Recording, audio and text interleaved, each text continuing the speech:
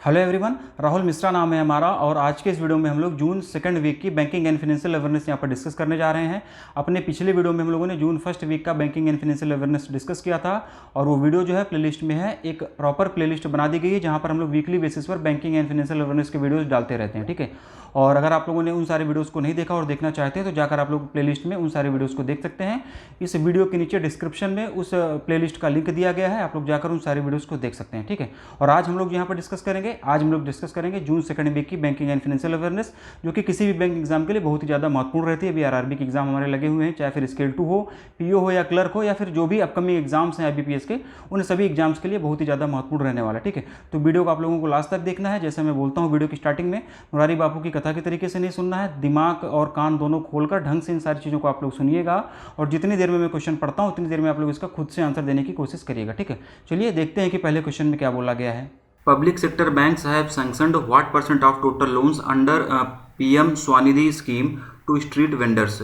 सार्वजनिक क्षेत्र के बैंकों ने पीएम स्वनिधि योजना के तहत कुल ऋण का कितना प्रतिशत स्ट्रीट वेंडर सड़क विक्रेताओं के लिए स्वीकृत किया है, ये इस क्वेश्चन का हिंदी में मतलब होगा। और इसका जो आंसर हो जाएगा, इसका आंसर हो जाएगा 95%, option number A. Option number ए 95% इसका आंसर हो जाएगा। 31 मई 2021 तक के लिए जो डाटा सरकार के द्वारा भी हाल ही में जारी किया गया, उसके हिसाब से पीएम स्वनिधि, पीएमएसवीए निधि स्कीम के तहत में दिए गए कुल ऋण का 95%, 95% ऋण पब्लिक सेक्टर बैंक्स के द्वारा दिया गया है स्ट्रीट वेंडर्स को, ठीक। और यहाँ पर बात हो रही है पीएम स्वनिधि स्कीम्स के बारे में।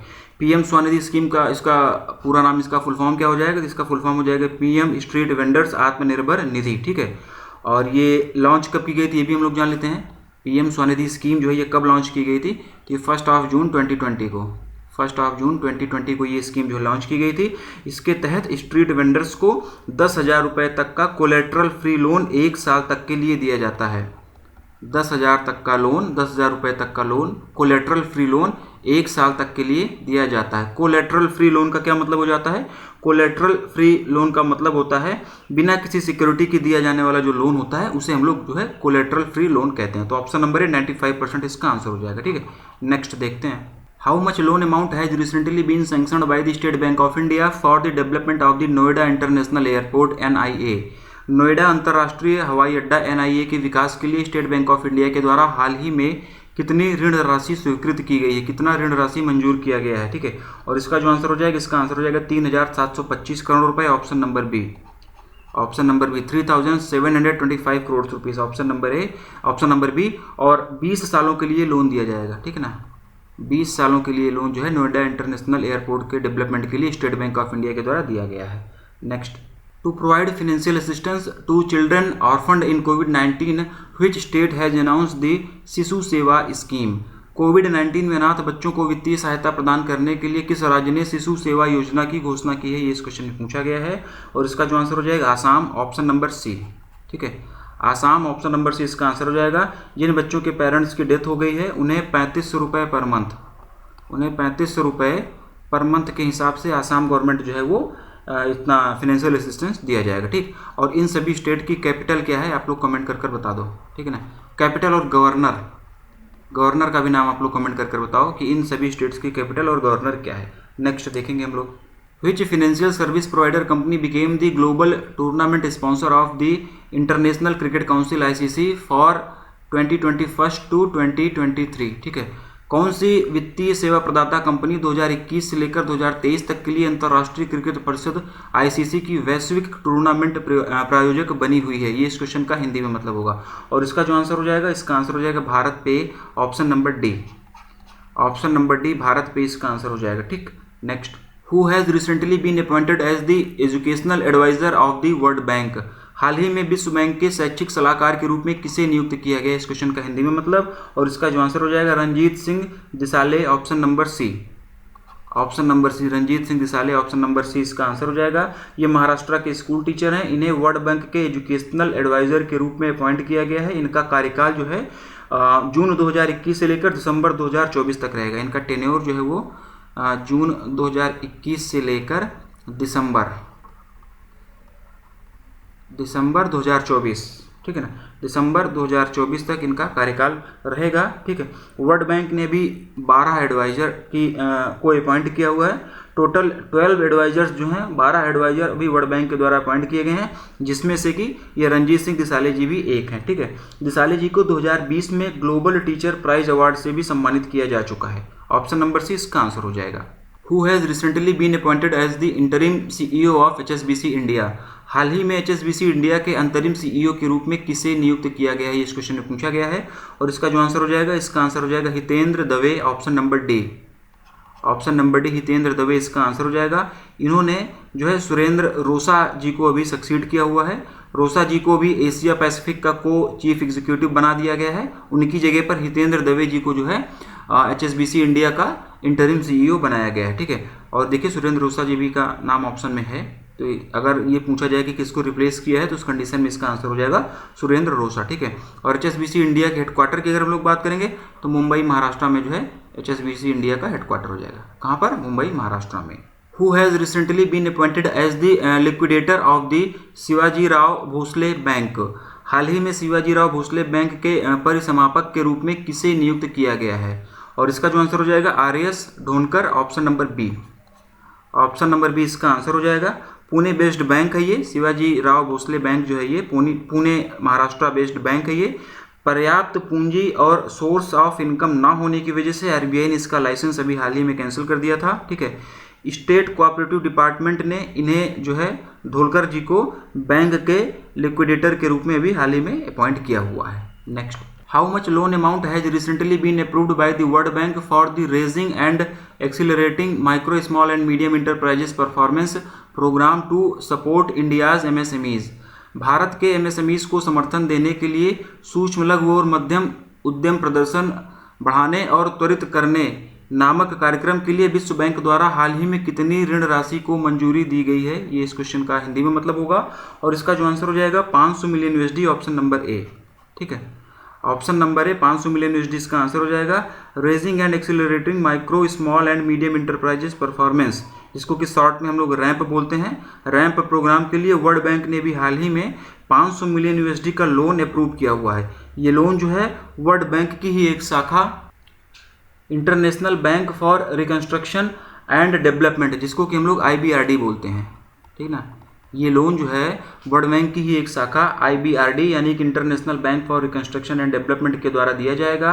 18.5 साल 18.5 ईयर्स, 18.5 साल के लिए इस लोन 18.5 साल के लिए ये लोन जो है दिया जा रहा है। इसकी मेच्योरिटी भी होगी ये, और 5.5 5.5 साल का ग्रेस पीरियड यानी कि मोरेटोरियम पीरियड भी दिया जाएगा बैंक के द्वारा। ठीक, तो 18.5 साल के लिए टोटल लोन हो जाएगा, 5.5 साल का ग्रेस पीरियड इसमें दिया जाएगा। ठीक है, और अब अभी रैंप प्रोग्राम के तहत में क्या क्या होगा, तो जो भी MSMEs कोविड-19 की वजह से अफेक्टेड हैं उनको इस प्रोग्राम के तहत में फिनेंशियल सपोर्ट प्रोवाइड किया जाएगा, जिससे कि वो फिर से मतलब उनका बिजनेस जो है वो चल सके। अगर उनको किसी भी तरीके की फिनेंशियल सपोर्ट की ज़रूरत होती है तो इस रैंप प्रोग्राम के तहत में जो है उनकी हेल्प की जाएगी फिनेंशियली। ठीक है, और वर्ल्ड बैंक की यहाँ पर बात हुई है तो वर्ल्ड बैंक का हेडक्वार्टर जो है वो वाशिंगटन DC में हो जाएगा। कहाँ पर?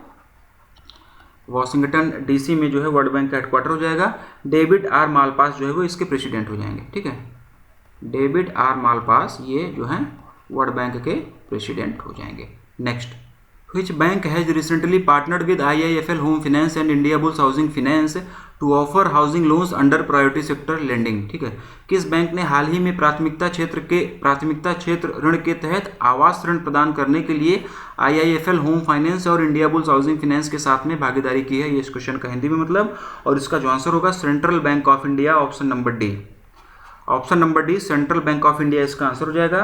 प्रायोरिटी सेक्टर लेंडिंग के तहत होम बायर्स को होम लोन प्रोवाइड करने के लिए सेंट्रल बैंक ऑफ इंडिया ने IIFL होम फाइनेंस और इंडिया बुल्स हाउसिंग फाइनेंस के साथ में जो है पार्टनरशिप किया हुआ है। इनके साथ में को लेंडिंग पार्टनरशिप की गई है। ठीक है, इसके तहत दिए जाने वाले सभी लोन का, इसके तहत जितना भी लोन दिया जाएगा उसका 80% जो होगा वो सेंट्रल बैंक ऑफ इंडिया के द्वारा बियर किया जाएगा, सेंट्रल बैंक ऑफ इंडिया के द्वारा उतना लोन दिया जाएगा, और बचा हुआ 20% जो लोन होगा वो इन दोनों हाउसिंग फाइनेंस कंपनियों के द्वारा दिया जाएगा, मतलब कि IIFL होम फाइनेंस और इंडिया बुल हाउसिंग फाइनेंस के द्वारा 20% लोन दिया जाएगा, और 80% लोन जो है सेंट्रल बैंक ऑफ इंडिया के द्वारा दिया जाएगा टोटल दिए गए लोन का। इसको लेंडिंग पार्टनरशिप के बाद में जो लोन दिया जाएगा उसकी बात हो रही है, ठीक है। सेंट्रल बैंक ऑफ इंडिया की बात हो रही है, हेडक्वार्टर इसका मुंबई महाराष्ट्र में हो जाएगा, ठीक है। और MV राव जो है ये इसके MD और CEO हो जाएंगे, MV राव इसके MD और CEO हो जाएंगे। टैगलाइन की अगर हम लोग बात करेंगे, central to you since 1911, central to you since 1911 ये इसकी टैगलाइन हो जाएगी।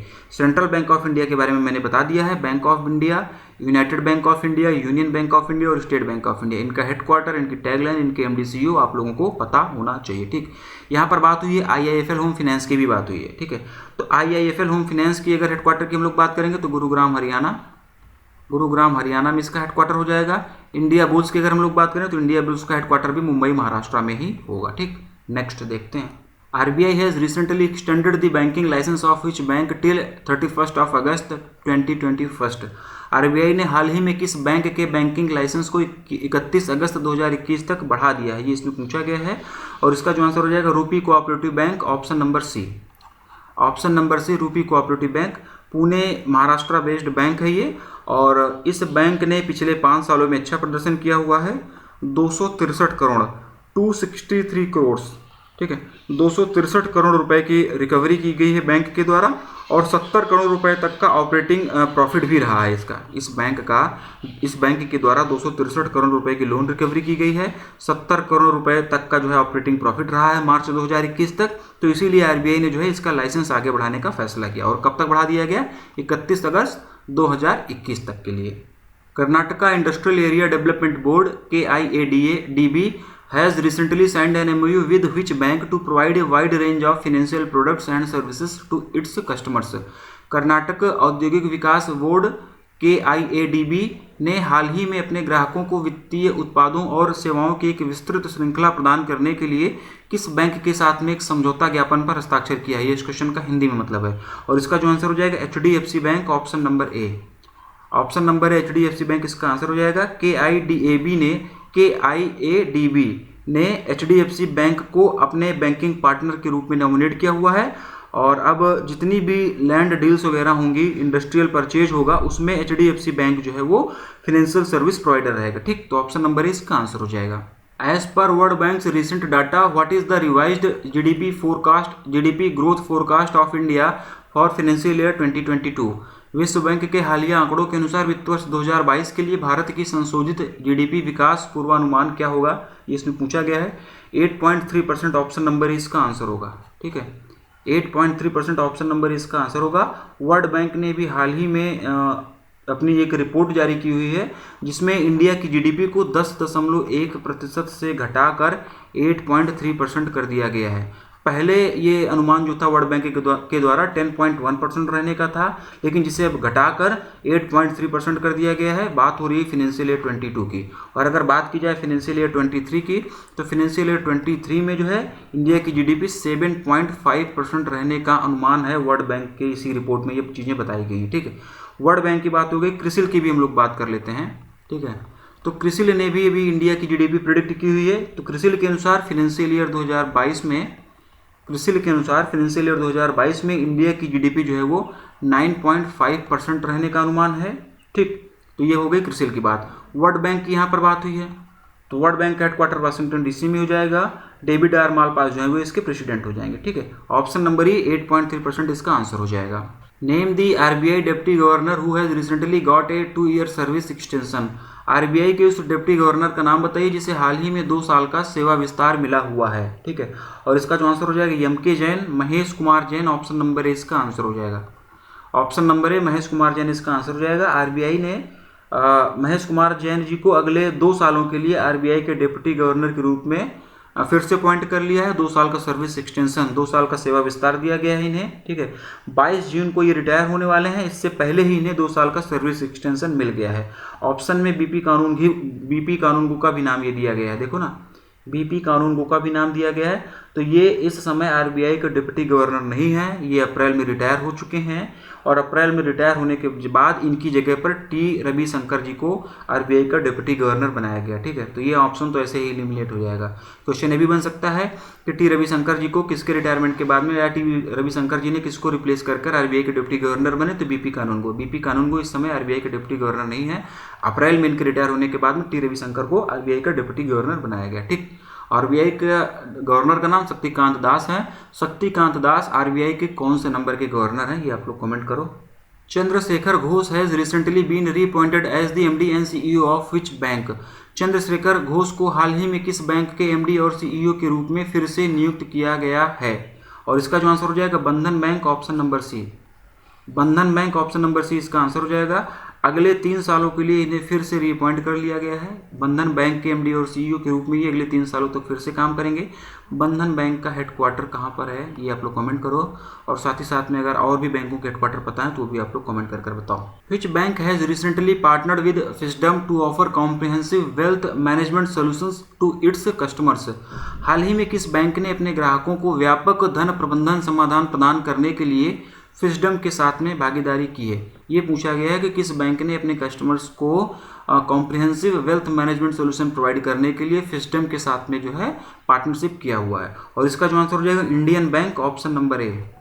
ऑप्शन नंबर ए इंडियन बैंक इसका आंसर हो जाएगा। इंडियन बैंक ने अभी जो है फिस्डम के साथ में एक पार्टनरशिप की हुई है। फिस्डम क्या है, फिस्डम जो है एक वेल्थ मैनेजमेंट कंपनी है। इंडियन बैंक ने इसी के साथ में पार्टनरशिप किया है, और ये पार्टनरशिप इसलिए किया गया है जिससे कि इंडियन बैंक जो है अपने ग्राहकों को एक व्यापक धन प्रबंधन समाधान यानी कि comprehensive wealth management solution provide कर सके, इसी के लिए ये पार्टनरशिप की गई है। इंडियन बैंक की यहाँ पर बात हुई है, तो इंडियन बैंक का हेडक्वार्टर कहाँ पर हो जाएगा। इंडियन बैंक हेडक्वार्टर की अगर हम लोग बात करेंगे तो चेन्नई तमिलनाडु में इंडियन बैंक का हेडक्वार्टर हो जाएगा।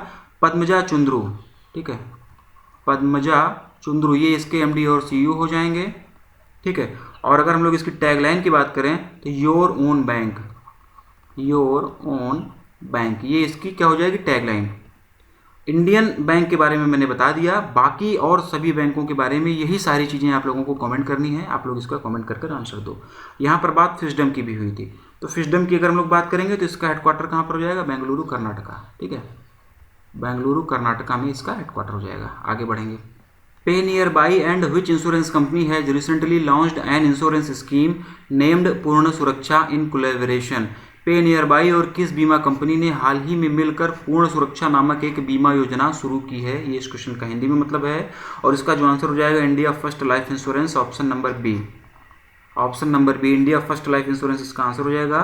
पूर्ण सुरक्षा नाम से 3-in-1 इंश्योरेंस प्लान जो है लॉन्च किया गया है। ठीक है, पूर्ण सुरक्षा नाम से 3-in-1 इंश्योरेंस प्लान लॉन्च किया गया है इन दोनों के द्वारा मिलकर। इंश्योरेंस के प्लान में बहुत ज़्यादा डिटेल में हम लोग नहीं जाएंगे, हमको बेचना नहीं है, हमको जितना पढ़ना है उतना हम लोगों ने जान लिया है। इंडिया फर्स्ट लाइफ इंश्योरेंस की यहाँ पर बात हुई है, तो इंडिया फर्स्ट लाइफ इंश्योरेंस का हेडक्वार्टर मुंबई महाराष्ट्र में हो जाएगा। ठीक है, इंडिया फर्स्ट का जो है हेडक्वार्टर मुंबई महाराष्ट्र में हो जाएगा। किस नाम से ये इंश्योरेंस स्कीम लॉन्च की गई है, पूर्ण सुरक्षा के नाम से ये इंश्योरेंस स्कीम जो है इंडिया फर्स्ट लाइफ इंश्योरेंस और पे नियर बाई के साथ में मिलकर लॉन्च की गई है। How much penalty has recently been imposed by the RBI on the Bank of India and Punjab National Bank respectively. हाल ही में आरबीआई के द्वारा बैंक ऑफ इंडिया और पंजाब नेशनल बैंक पर कितना जुर्माना लगाया गया है, ये इस क्वेश्चन का हिंदी में मतलब है, और इसका जो आंसर हो जाएगा 4 करोड़ और 2 crore, option number C. Option number C, ठीक है ना। 4 करोड़ रुपए जो है वो किस पे लगाया गया है, ये लगाया गया है बैंक ऑफ इंडिया पर। बैंक ऑफ इंडिया पर 4 करोड़ का जुर्माना लगाया गया है, और पंजाब नेशनल बैंक पर जो है 2 करोड़ रुपए का जुर्माना लगाया गया है। ऑप्शन नंबर सी इसका आंसर हो जाएगा। क्यों लगाई गई है पेनल्टी, तो ये दोनों बैंक जो हैं वो आरबीआई गाइडलाइंस का सही से पालन नहीं कर रहे थे, और बैंक में होने वाले फ्रॉड्स की, बैंक में होने वाले एनपीएस की रिपोर्टिंग आरबीआई को टाइम से नहीं कर रहे थे। मतलब कि बैंक में जो फ्रॉड्स हो रहे थे, जो एनपीएस थे, उसकी रिपोर्टिंग आरबीआई को देर से ये लोग कर रहे थे। ठीक है, पंजाब नेशनल बैंक हेडक्वार्टर नई दिल्ली में हो जाएगा। बैंक ऑफ इंडिया का हेडक्वार्टर कहाँ पर होगा, ये आप लोगों को कमेंट कर बताना है। ठीक है, the name you can bank upon, ये पंजाब नेशनल बैंक की टैगलाइन हो जाएगी। बैंक ऑफ इंडिया की टैगलाइन क्या होगी, आप लोगों को कमेंट कर बताना है। Which bank tops the Forbes world's best bank 2021 list in India. Bharat में फोर्ब्स की विश्व के सर्वश्रेष्ठ बैंकों की 2021 की सूची में कौन सा बैंक टॉप पर रहा, कौन सा बैंक शीर्ष पर रहा, ये इसमें पूछा गया है। DBS bank, option number D इसका आंसर हो जाएगा। ठीक है, option number D DBS bank इसका आंसर हो जाएगा। फोर्ब्स की world's best bank 2021 in India list में डीबीएस बैंक ने टॉप किया हुआ है। इंडिया के लिए 30 डोमेस्टिक और इंटरनेशनल बैंकों की लिस्ट निकाली गई, जिसमें डीबीएस बैंक ने भी टॉप किया हुआ है। लगातार दूसरी बार डीबीएस बैंक ने टॉप किया हुआ है इस लिस्ट में, ठीक है। डीबीएस बैंक जो है ये लगातार दूसरी बार जो है इस लिस्ट में टॉप किया हुआ है। केरला बेस्ड सीएसबी बैंक इस लिस्ट में सेकंड नंबर पर था। देखिए ऑप्शन में ये भी दिया गया है, तो केरला बेस्ड बैंक है ये, इस लिस्ट में सेकंड नंबर पर है ये। और इसका हेडक्वार्टर कहाँ पर है? इसका हेडक्वार्टर जो है मुंबई महाराष्ट्र में है। इसका हेडक्वार्टर मुंबई महाराष्ट्र में हो जाएगा। और आईसीआईसीआई बैंक जो है वो थर्ड रैंक पर है। अगर हम लोग बात करेंगे आईसीआईसीआई बैंक की, तो आईसीआईसीआई बैंक जो थर्ड रैंक पर है इस लिस्ट में। स्टेट बैंक ऑफ इंडिया की लिस्ट की अगर हम लोग बात करेंगे, स्टेट बैंक ऑफ इंडिया 7वें नंबर पर है इस रैंक में, इस लिस्ट में, ठीक है। और इंडिया पोस्ट पेमेंट बैंक की अगर हम लोग बात करें, आईपीपीबी की, इंडिया पोस्ट पेमेंट बैंक की अगर हम लोग बात करेंगे तो 11वें नंबर पर है ये। इंडिया पोस्ट पेमेंट बैंक इस लिस्ट में 11वें नंबर पर है। पेटीएम पेमेंट बैंक की अगर हम लोग बात करेंगे तो पेटीएम पेमेंट बैंक जो है वो 16वें नंबर पर है। इस लिस्ट में जो लिस्ट जारी की गई है, एसबीआई 7वें नंबर पर, आईपीपीबी 11वें नंबर पर, पेटीएम पेमेंट बैंक 16 नंबर पर, डीबीएस बैंक फर्स्ट नंबर पर। डीबीएस बैंक ने लगातार दूसरी बार इस लिस्ट में टॉप किया हुआ है। सीएसबी बैंक सेकंड नंबर पर, आईसीआईसीआई बैंक थर्ड नंबर पर, ठीक। और Andhra Pradesh state cooperative bank की 14वीं रैंक थी इसमें। कौन सी रैंक थी? 14th। Andhra Pradesh state cooperative bank की 14वीं रैंक थी इस लिस्ट में। और ये जो आंध्र प्रदेश की स्टेट कोऑपरेटिव बैंक है, ये इकलौती कोऑपरेटिव बैंक है जिसने इस लिस्ट में अपनी जगह बनाई हुई है, ठीक। तो कुल मिलाकर ऑप्शन नंबर डी इसका आंसर होगा। इस क्वेश्चन से रिलेटेड मैक्सिमम इन्फॉर्मेशन आप लोगों को बता दी गई है। जहाँ से जो भी क्वेश्चन बन सकता है वो सारी चीज़ें आप लोगों को यहाँ पर बता दी गई हैं। डीबीएस बैंक की भी बात हुई है, तो डीबीएस बैंक के हेडक्वार्टर की अगर हम लोग बात करेंगे तो डीबीएस बैंक का हेडक्वार्टर जो है वो कहाँ पर है? सिंगापुर में। डीबीएस बैंक का हेडक्वार्टर सिंगापुर में है। डीबीएस बैंक के सीईओ की अगर हम लोग बात करेंगे तो पीयूष गुप्ता, ठीक है। पीयूष गुप्ता जी जो हो जाएंगे वो डीबीएस बैंक के सीईओ हो जाएंगे। नेक्स्ट देखते हैं। यमार कुमार है जो recently got a 9-month service extension as a chairman of which organisation. यमार कुमार को हाल ही में किस संगठन के अध्यक्ष के रूप में 9 महीने का सेवा विस्तार मिला हुआ है? और इसका जो आंसर हो जाएगा LIC, life insurance corporation of India. Option number C, LIC इसका आंसर हो जाएगा, ठीक है। एलआईसी अपना आईपीओ लाने जा रहा है, तो इसी वजह से यमार कुमार जी को 9 महीने का सर्विस एक्सटेंशन मिला हुआ है, जिससे कि आईपीओ की लॉन्चिंग वगैरह सही तरीके से हो जाए, इसमें कोई इशू ना आए। अभी तक यमार कुमार जी जो हैं वो इसके मतलब चेयरपर्सन हुआ करते थे, तो इन्हीं की देख रेख में ये आईपीओ इसका लॉन्च हो जाए, इसीलिए इनको 9 महीने का सेवा विस्तार दिया गया है। Option number C, life insurance corporation of India, जिसको कि शॉर्ट फॉर्म में हम लोग क्या बोलते हैं? एलआईसी, ठीक है ना। तो इसका ये आंसर हो जाएगा। नेक्स्ट देखेंगे। As per the recent forecast of the Information and Credit Rating Agency of India (ICRA), what will be India's GDP growth rate in financial year 22? Bharat की सूचना और क्रेडिट रेटिंग एजेंसी के हालिया पूर्वानुमान के अनुसार वित्त वर्ष 22 में भारत की जीडीपी विकास दर क्या होगी? ये इस क्वेश्चन में पूछा गया है। 8.5% ऑप्शन नंबर बी इसका आंसर होगा, ठीक है। 8.5% ऑप्शन नंबर बी इसका आंसर हो जाएगा। और आईसीआरए के हेडक्वार्टर की अगर हम लोग बात करें तो न्यू दिल्ली, नई दिल्ली में जो है इसका हेडक्वार्टर है। और अगर इसके हम लोग एमडी और सीईओ की बात करेंगे तो एन शिवारमन जो हैं वो इसके एमडी और सीईओ हो जाएंगे। ऑप्शन नंबर बी इसका आंसर हो जाएगा। आगे बढ़ते हैं। NITI Aayog has recently recommended the privatisation of which 2 banks. NITI Aayog ने हाल ही में किन 2 बैंकों के निजीकरण की सिफारिश की है? ये इस क्वेश्चन का हिंदी में मतलब है। और इसका जो आंसर हो जाएगा इंडियन ओवरसीज बैंक और Central Bank of India. Option number A इसका आंसर हो जाएगा, इंडियन ओवरसीज बैंक और सेंट्रल बैंक ऑफ इंडिया। इन दोनों बैंकों की टैगलाइन आप लोग बता दो फटाफट। To improve customer experience which bank has recently partnered with Oracle and Infosys. अपने ग्राहक अनुभव को बेहतर बनाने के लिए हाल ही में किस बैंक ने ओरेकल और इन्फोसिस के साथ में साझेदारी की है? तो इसका जो आंसर हो जाएगा फेडरल बैंक। ऑप्शन नंबर ई फेडरल बैंक इसका आंसर हो जाएगा। ओरेकल और इन्फोसिस ये दोनों आईटी कंपनीज हैं और इन्हीं की मदद से अपने कस्टमर एक्सपीरियंस को और बेहतर बनाने के लिए फेडरल बैंक ने इनके साथ में पार्टनरशिप की हुई है। फेडरल बैंक के बारे में हम लोग सारी चीज़ें जान लेते हैं। फेडरल बैंक का हेडक्वार्टर जो है वो अलुवा केरला में है, ठीक है। अलुवा केरला में इसका हेडक्वार्टर हो जाएगा। टैगलाइन की अगर हम लोग बात करेंगे तो योर परफेक्ट बैंकिंग पार्टनर, ठीक है। योर परफेक्ट बैंकिंग पार्टनर ये इसकी टैगलाइन हो जाएगी, ठीक। फेडरल बैंक के बारे में मैंने बता दिया, बाकी बैंकों के हेडक्वार्टर और टैगलाइन आप लोगों को पता होगी, ऐसी मैं उम्मीद करता हूँ। आगे बढ़ते हैं। Name the person who has recently been reappointed as the part time chairman of the ICICI bank by the RBI। उस व्यक्ति का नाम बताइए जिसे हाल ही में RBI के द्वारा ICICI बैंक के अंशकालिक अध्यक्ष के रूप में फिर से नियुक्त किया गया है। और इसका जो आंसर हो जाएगा Girish Chandra Chaturvedi, option number B. Option number B Girish Chandra Chaturvedi इसका आंसर हो जाएगा। इन्हें ICICI बैंक के जो है पार्ट टाइम चेयरमैन के रूप में फिर से यानी कि रीअपॉइंट किया गया है। ICICI बैंक की बात हो रही है। ICICI बैंक के MD और CEO संदीप बख्शी हो जाएंगे। टैगलाइन इसकी हो जाएगी हम है ना। ख्याल आपका हेडक्वार्टर कहाँ पर होगा ये आप लोगों को कमेंट कर बताना है। अगले क्वेश्चन की तरफ बढ़ेंगे और देखते हैं कि उसमें क्या बोला गया है। Kavach personal loan scheme has recently been launched by which bank for the कोविड-19 ट्रीटमेंट। कोविड-19 उपचार के लिए हाल ही में किस बैंक द्वारा कवच व्यक्तिगत ऋण योजना शुरू की गई है, ठीक है। और इसका जो आंसर हो जाएगा state bank of India, option number A. Option number A state bank of India.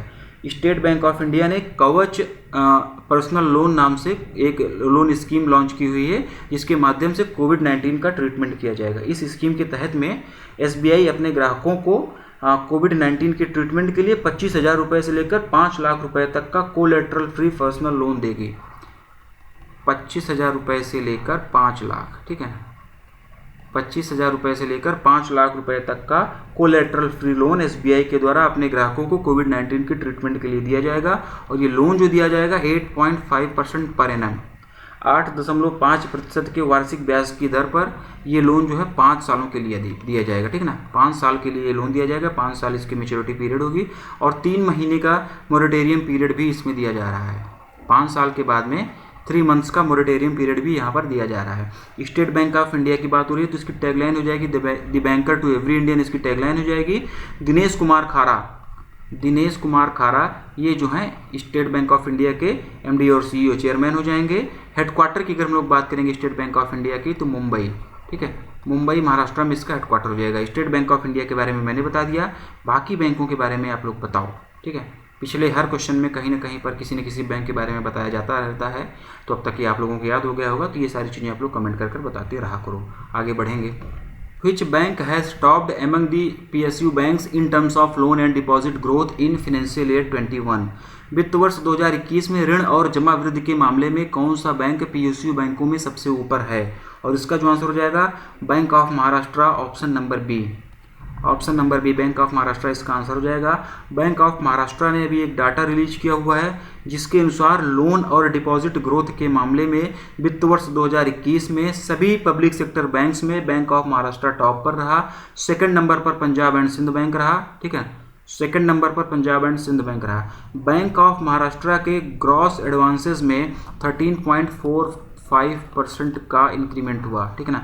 Bank of Maharashtra के ग्रॉस एडवांसेस में 13.45% की वृद्धि हुई है। और कैश डिपॉजिट के मामले में Bank of Maharashtra state bank of India से भी आगे निकल गया। इससे जो है कैश डिपॉजिट में बैंक ऑफ महाराष्ट्र के कैश डिपॉजिट में 16% की वृद्धि दर्ज की गई है। वित्त वर्ष 2021 में CASA account opening, current saving account opening के मामले में बैंक ऑफ महाराष्ट्र सबसे आगे रहा पब्लिक सेक्टर बैंक्स में। सेकंड नंबर पर सेंट्रल बैंक ऑफ इंडिया रहा, यानी कि करंट और सेविंग अकाउंट ओपनिंग के मामले में Bank of Maharashtra financial year 2021 वित्त वर्ष 2021 में सबसे आगे रहा, यानी कि सबसे ज़्यादा अकाउंट इसमें खोले गए। सेकंड नंबर पर सेंट्रल बैंक ऑफ इंडिया है। और मार्च 2021 तक बैंक ऑफ महाराष्ट्र का NPA भी घटकर 7.23% हो गया, ठीक है ना, 7.23%, ठीक है। मार्च 2021 तक बैंक ऑफ महाराष्ट्र का NPA भी घटकर 7.23% हो गया, ठीक। और एक क्वेश्चन यहाँ पर आप लोगों के लिए है, इसका आंसर आप लोग कमेंट कर बताओ। बैंक ऑफ महाराष्ट्र ने वयाना नेटवर्क के साथ में मिलकर किस नाम से एक फाइनेंसिंग स्कीम जो है लॉन्च की? ये आप लोगों को इसका उस स्कीम का नाम आप लोगों को कमेंट कर बताना है, ठीक है ना। फरवरी, आई थिंक फरवरी या मार्च की ये बात होगी, वहाँ पर आप लोगों को पढ़ाया गया था, तो आप लोग इसका आंसर जो है कमेंट कर बताओ। और यहाँ पर बात किसकी हो रही है? बैंक ऑफ महाराष्ट्र की, ठीक है। तो बैंक ऑफ महाराष्ट्र की अगर हम लोग बात करेंगे तो इसका हेडक्वार्टर कहाँ पर है? पुणे महाराष्ट्र में। पुणे महाराष्ट्र में इसका हेडक्वार्टर हो जाएगा। One family one bank, one family one bank, ये इसकी टैगलाइन हो जाएगी। AS राजीव जो है वो इसके MD और CEO हो जाएंगे। AS राजीव इसके MD और CEO हो जाएंगे। बैंक ऑफ महाराष्ट्र के बारे में मैंने बता दिया। बाकी और जो भी बैंकें दी गई हैं इसका हेडक्वार्टर, टैगलाइन और MD CEO आपको पता होगा। नहीं पता है तो पता करो आप लोग, ठीक। अगला देखते हैं। SEBI has recently imposed fine of 5 crores on which asset management company for violating the regulatory norms.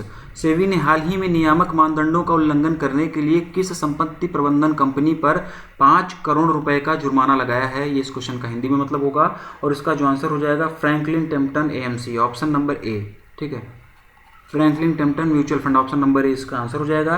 5 crore का जुर्माना लगाने के साथ साथ में 2 साल के लिए इसको बैन भी कर दिया गया है। साथ ही साथ में कंपनी के एशिया पैसिफिक हेड विवेक कुदवई को जो है उनको सिक्योरिटी मार्केट से 1 साल के लिए बैन कर दिया है और विवेक जी पर 7 करोड़ रुपए का फाइन भी लगाया गया है। ठीक, तो ऑप्शन नंबर ए इसका आंसर हो जाएगा। अगला देखेंगे, for carrying out the administration and supervision activities of all SEBI registered investment advisers RIA which stock exchange has recently set up a wholly owned subsidiary company। सभी सेबी पंजीकृत निवेश सलाहकारों के प्रशासन और पर्यवेक्षण गतिविधियों को पूरा करने के लिए किस स्टॉक एक्सचेंज ने हाल ही में पूरी तरह से स्वामित्व वाली एक सहायक कंपनी की स्थापना की है? इस क्वेश्चन का हिंदी में मतलब Bombay stock exchange, option number B इसका आंसर होगा। ठीक है, Bombay stock exchange, option number B इसका आंसर हो जाएगा। BSC administration and supervision limited, जिसको कि हम लोग BASL, ठीक है ना, BASL, BSC administration and supervision limited के नाम से इस कंपनी की स्थापना की गई है BSC के द्वारा। BSC की होली ओन्ड सब्सिडरी है ये कंपनी। ठीक है, और यहाँ पर एक टर्म यूज किया जा रहा है रजिस्टर्ड इन्वेस्टमेंट एडवाइजर RIA। ठीक है ना, तो क्या होता है RIA? RIA एक पर्सन हो सकता है या फिर एक कंपनी हो सकती है।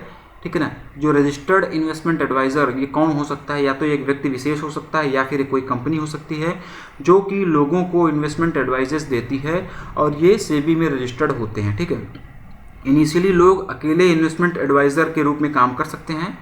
इनिशियली लोग अकेले इंडिविजुअल इन्वेस्टमेंट एडवाइज़र के रूप में जो है वो अकेले काम कर सकते हैं बिना सेबी में रजिस्टर्ड किए हुए। लेकिन जैसे ही क्लाइंट की संख्या, इनके क्लाइंट की संख्या 150 से ज़्यादा हो जाएगी, इन्हें सेबी में रजिस्टर करना ही होगा। और तो इन्हीं रजिस्टर्ड इन्वेस्टमेंट एडवाइज़र के लिए इन्हीं रजिस्टर्ड इन्वेस्टमेंट एडवाइज़र के एडमिनिस्ट्रेशन और सुपरविज़न के लिए BSC ने ये कंपनी जो है VASL नाम से एक होली ओन्ड सब्सिडरी कंपनी खोली हुई है। VASL यानी कि BSC administration and supervision limited. ठीक, इस नाम से एक कंपनी BSC के द्वारा खोली गई है। BSC के हेडक्वार्टर की अगर हम लोग बात करेंगे, BSC का हेडक्वार्टर जो है वो मुंबई महाराष्ट्र में हो जाएगा। ठीक है, और अगर हम लोग इसके MD और CEO की बात करेंगे तो आशीष कुमार चौहान ये जो है इसके MD और CEO हो जाएंगे। अगला और लास्ट क्वेश्चन देखेंगे हम लोग इस वीडियो का। Which company is going to acquire Dewan housing finance corporation limited DHFL? हाल ही में कौन सी company Dewan housing finance corporation limited का अधिग्रहण करने जा रही है? इस क्वेश्चन में पूछा गया है। Piramal capital and housing finance, option number A इसका आंसर हो जाएगा। ठीक है, ऑप्शन नंबर ए इसका आंसर हो जाएगा। ठीक, तो आज की वीडियो में बस इतना ही। आज हम लोगों ने जून 2nd वीक का बैंकिंग एंड फाइनेंशियल अवेयरनेस यहाँ पर डिस्कस कर लिया है। ठीक है, पिछले वीडियोस में हम लोगों ने जून 1st वीक का banking and financial awareness discuss किया था। एक प्रॉपर प्लेलिस्ट में वो सारी चीज़ें आप लोगों को मिल जाएंगी। ठीक, तो वीडियो को यहीं पर वाइंड अप करेंगे। मिलते हैं अपने अगले वीडियो में।